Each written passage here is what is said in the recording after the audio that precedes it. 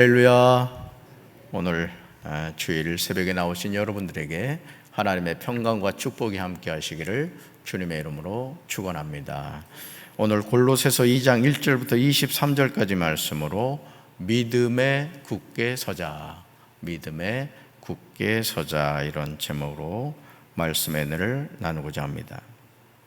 하늘과 땅의 만물을 주관하시는 하나님의 일꾼이 되었다는 것보다 더 큰 축복이 있겠습니까? 바울은 이 비밀을 하나님의 은혜로 깨달았습니다. 그러므로 바울은 자신이 쓴 서신에서 이 기쁨을 숨기지 않습니다. 아니, 하나님이 자신에게 주신 직분을 따라 하나님의 말씀을 전하는 일에 전심전력합니다. 그러므로 바울은 자기 속에서 능력으로 역사하시는 이의 역사를 따라 힘을 다하여 수고한다고 고백합니다. 나 같은 죄인을 하나님이 불러주셨다니, 그것도 나에게 사명을 주셨다니, 이 감격이 바울에게 너무너무 컸던 것이죠. 그래서 전심전력합니다. 그렇다면 바울이 말하는 비밀은 무엇일까요? 그것은 그리스도를 깨닫는 것입니다. 하나님의 모든 비밀은 그리스도를 통하여 분명하게 나타났습니다. 구약 39권에서 수많은 선지자들이 예언했던 그 메시아, 그분이 바로 예수님이셨던 것이죠. 그러므로 그리스도 예수를 주로 받은 우리는 그 안에서 행하되 그 안에서 뿌리를 박으며 세움을 받아 교훈을 받은 대로 믿음에 굳게 서서 감사함을 넘치게 할 줄로 믿습니다. 첫째로 2절과 3절을 보시면 하나님의 비밀인 그리스도는 지혜와 지식의 모든 보화가 감춰져 있습니다. 하나님의 일로 부름을 받은 사람의 관심은 하나님이 자신에게 맡기신 사명에 있습니다. 바울의 이런 심정이 1절과 2절에 잘 나오는 것을 보게 되죠. 1절과 2절 같이 읽습니다. 내가 너희와 라오디게아에 있는 자들과 무릇 내 육신의 얼굴을 보지 못한 자들을 위하여 얼마나 힘쓰는지를 너희가 알기를 원하노니, 이는 그들로 마음의 위안을 받고 사랑 안에서 연합하여 확실한 이의 모든 풍성함과 하나님의 비밀인 그리스도를 깨닫게 하려 함이니. 아멘. 이 빨간 글씨를 잘 보시면, 그렇죠? 하나님의 비밀인 그리스도를 깨닫게 하려 합니다. 그러니까 예수님은 뭐라고요? 하나님의 비밀이다, 이거죠. 바울이 지금 자신을 공치사하고 있는 것일까요? 아닙니다. 바울은 사실을 말한 거죠. 바울은 골로새 성도들과 라오디게아 성도들을 위하여 최선을 다해서 힘썼습니다. 무엇을 위해서입니까? 하나님의 비밀인 그리스도를 깨닫게 하는 거예요. 어제도 장례를 하면서 4번의 설교를 했습니다. 천국 입성 예배, 화장 예배, 수목장 예배, 또 가정 가서 위로 예배를 하루에 4번 말씀을 전했어요. 제가 그곳에 가서 계속 유가족들한테 얘기했던 게 뭡니까? 천국과 지옥에 대한 말씀이었습니다. 여러분, 사람은 죽음으로 끝나지 않습니다. 보십시오. 40분 정도 되니까 91년 동안 입으셨던 권사님의 몸이 죄가 되었더라고요. 여러분, 만약 그걸로 우리 인생이 끝나는 것이라면 우리 지금 살 필요가 없거든요. 계속 예수님을 전하는 거예요. 목사가 뭘 전해야 되겠어요? 예수님 전하는 것이 당연하죠. 바로 바울도 이것을 전했던 거죠. 왜? 그리스도가 하나님의 비밀이기 때문에 그렇습니다. 바울이 사역을 통해서 항상 전하고자 한 것은 그리스도였습니다. 저는 우리 사랑하는 강경제일교회 성도 여러분들도 입술을 벌릴 때마다 하나님의 비밀인 그리스도를 전하며 살게 되길 주님의 이름으로 축원합니다. 그렇다면 그리스도는 어떤 분일까요? 3절에 나옵니다. 3절 같이 읽습니다.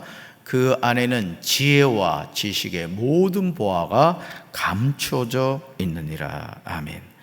그러니까 지혜와 지식의 모든 보화가 누구 안에 있다고요? 그리스도 안에 있다는 것이죠. 바울은 자신이 몸으로 성도들을 떠나 있을 때에도 심령으로는 그들과 함께 있어 그들이 질서 있게 행함과 그리스도를 믿는 믿음이 굳건한 것을 기쁘게 봄이라고 고백합니다. 바울은 지금 골로새 성도들이 질서 있게 살아가는 것과 그리스도를 믿는 믿음이 굳건한 것을 보고 기뻐하고 있는 것이죠. 담임 목사도 마찬가지입니다. 우리 성도들이 하나님의 말씀을 듣고 그 말씀대로 순종하며 살아가려고 하는 그 모습을 볼 때 참 마음에 감사함이 느껴지거든요. 지금 바울도 마찬가지인 것이죠. 우리는 모두 이런 삶을 살아야 할 줄로 믿습니다. 두 번째로 6절과 7절을 보시면 그리스도 예수를 주로 받았으니 그 안에서 행하되 믿음에 굳게 서야 합니다. 그리스도인은 그리스도를 자기 삶의 주인으로 섬기는 사람을 뜻합니다. 우리는 성도라고 말하죠. 또 그리스도인이라고 말합니다. 여러분, 그리스도인이란 무슨 뜻이냐? 그리스도를 따라가는 사람, 그리스도를 닮아가는 사람, 그리스도를 전하며 사는 사람을 그리스도인 이렇게 말합니다. 저는 우리 강경제일교회 모든 성도 여러분들이 그리스도인인 줄로 믿습니다. 그러므로 바울은 6절과 7절에서 그리스도인의 중요한 결단을 분명하게 요구합니다. 그리스도인으로서 중요한 결단을 해야 돼요. 같이 읽습니다. 그러므로 너희가 그리스도 예수를 주로 받았으니 그 안에서 행하되 그 안에 뿌리를 박으며 세움을 받아 교훈을 받은 대로 믿음에 굳게 서서 감사함을 넘치게 하라. 아멘.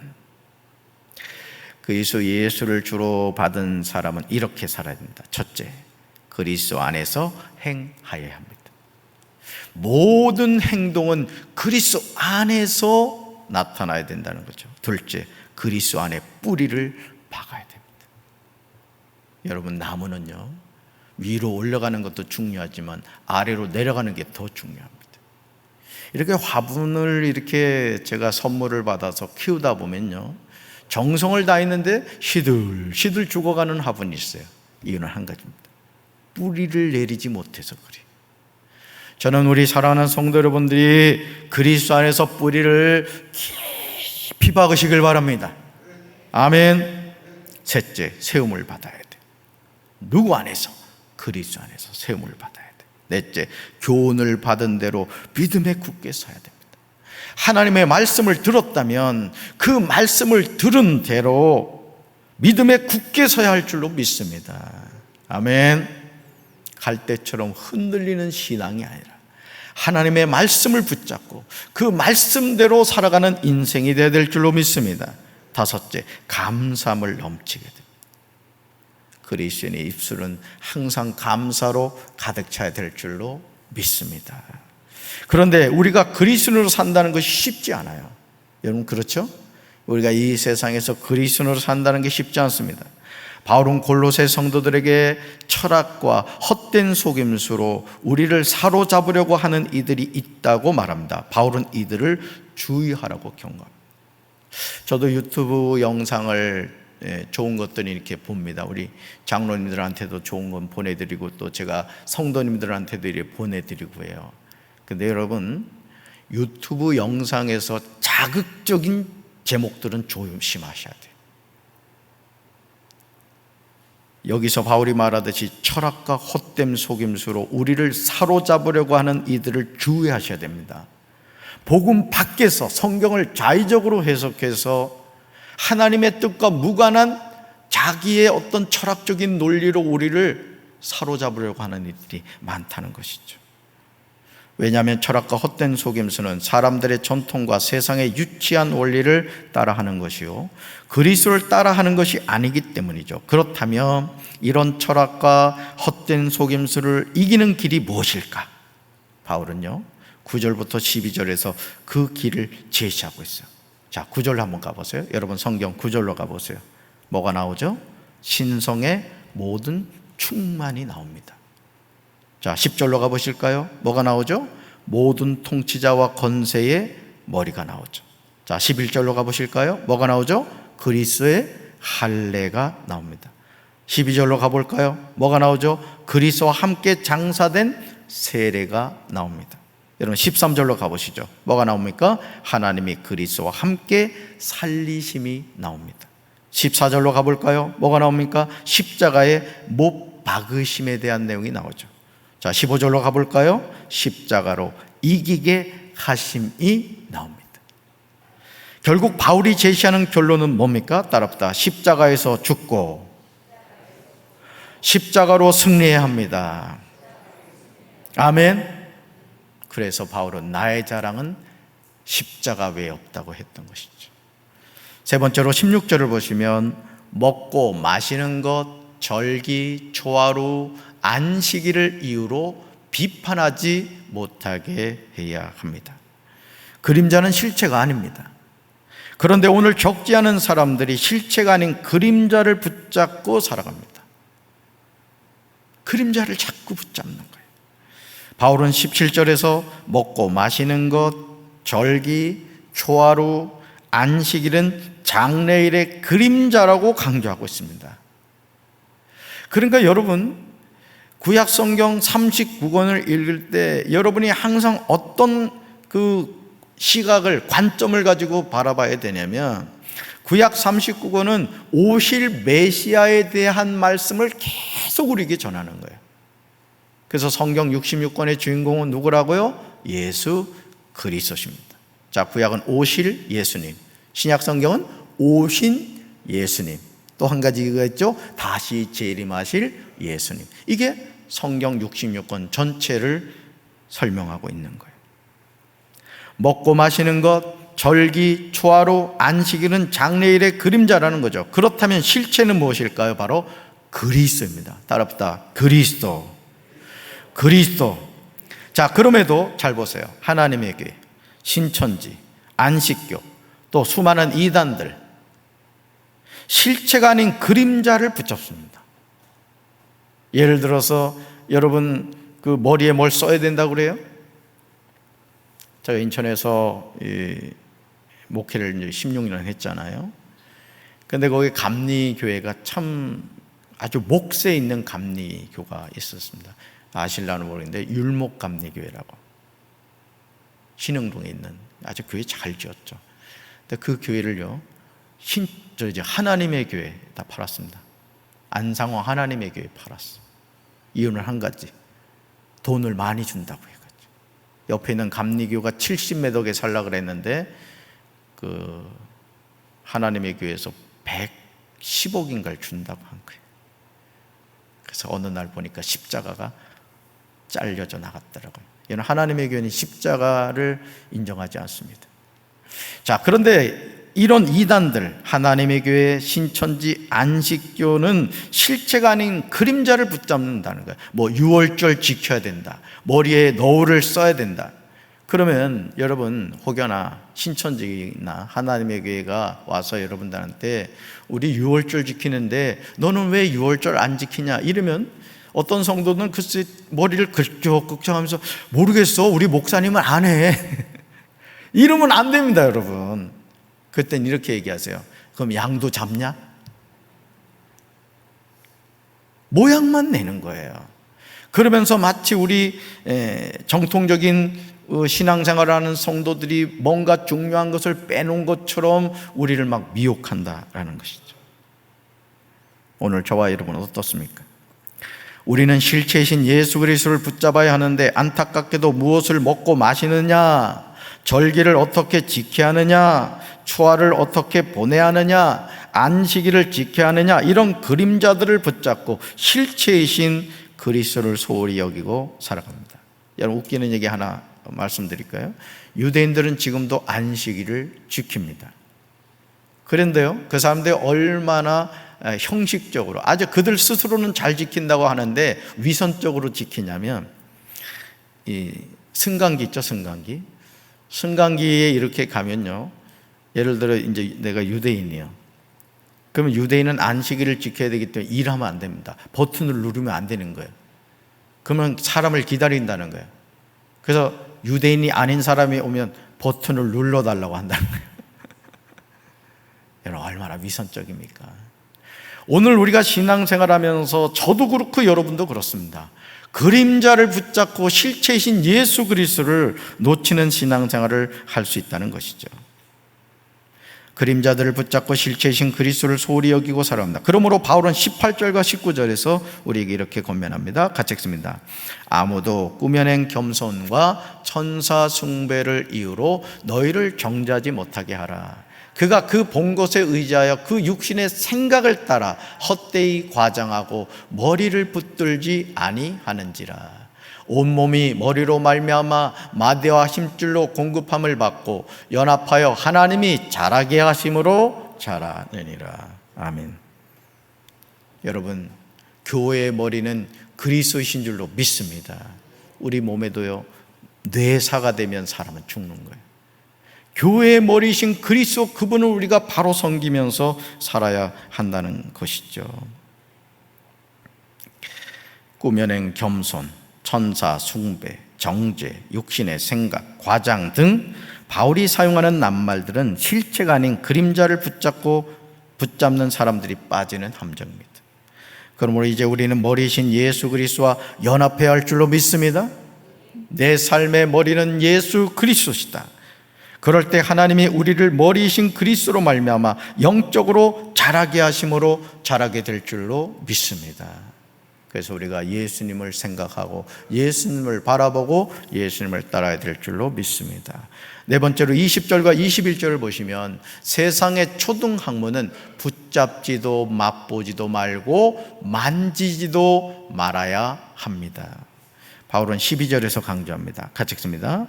너희가 세례로 그리스도와 함께 장사되고 또 죽은 자들 가운데서 그를 일으키신 하나님의 역사를 믿음으로 말미암아 그 안에서 함께 일으키심을 받았느니라. 아멘. 바울은 성도는 세례로 그리스도와 함께 장사되었음을 말합니다. 그러나 죽음으로 끝나지 않죠.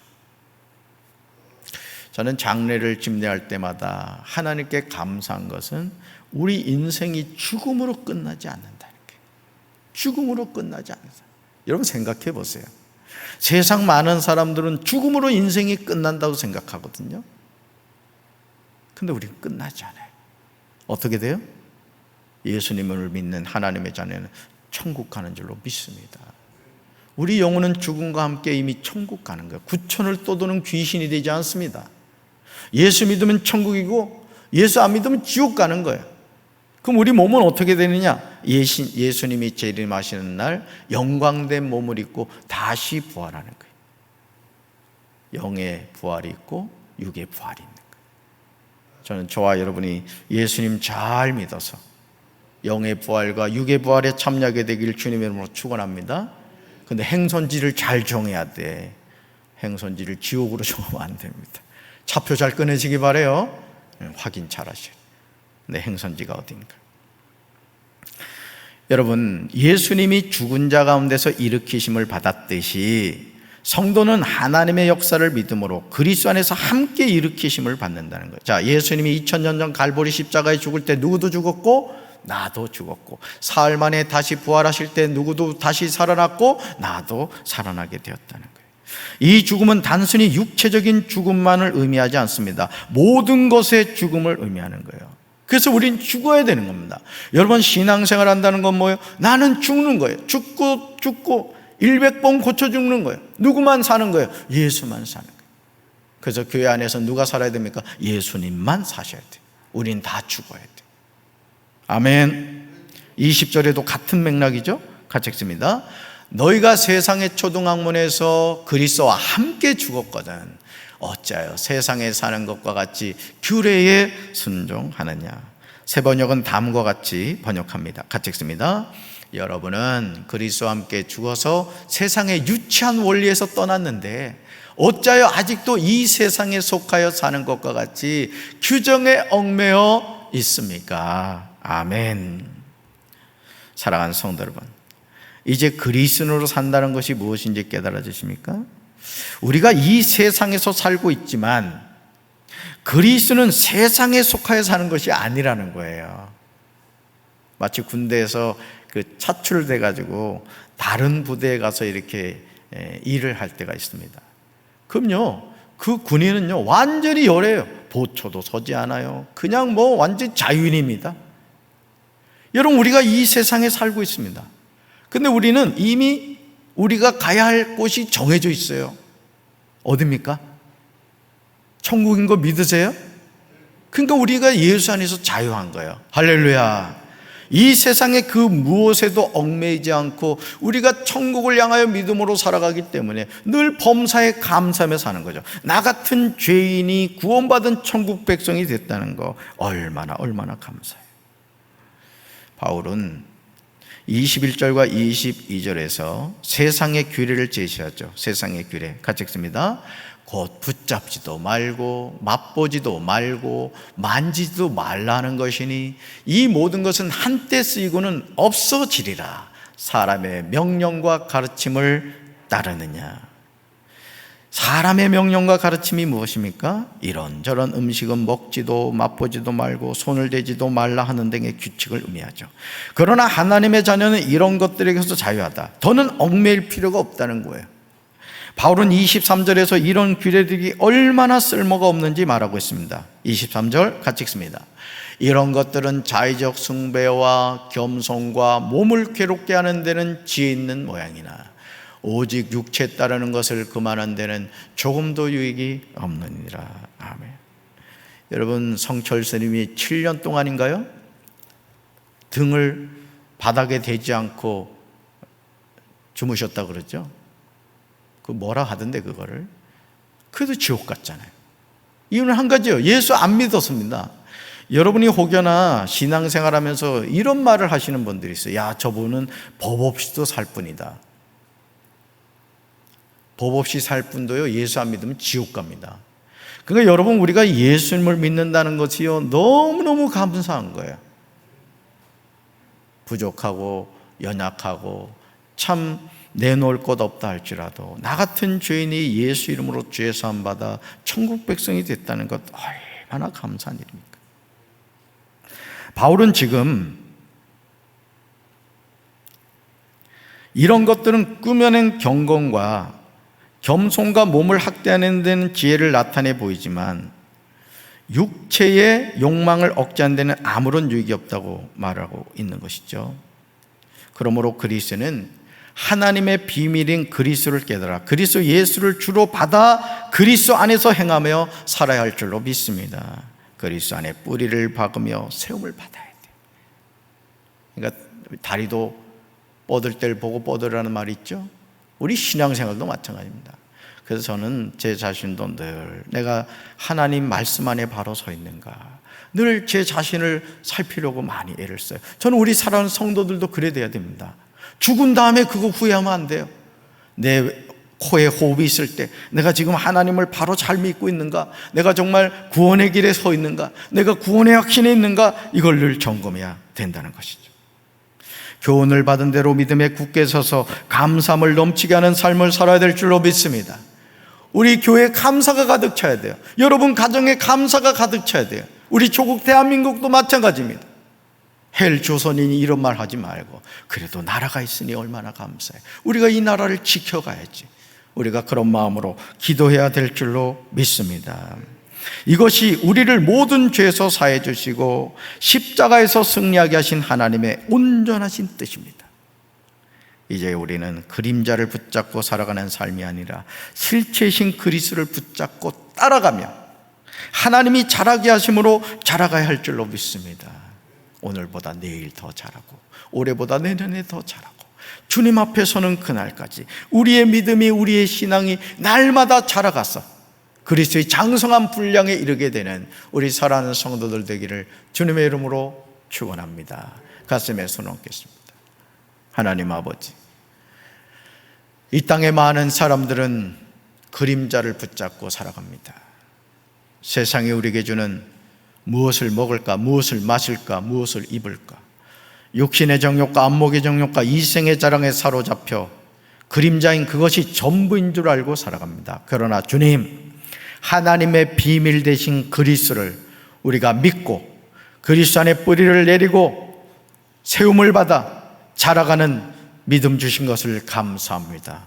오늘도 감사함이 넘치는 삶을 살게 도와 주시옵시고 하나님의 비밀 되시는 그리스도를 바로 깨달아 우리가 믿음 안에서 승리하는 이 하루가 될 수 있도록 인도하여 주옵소서.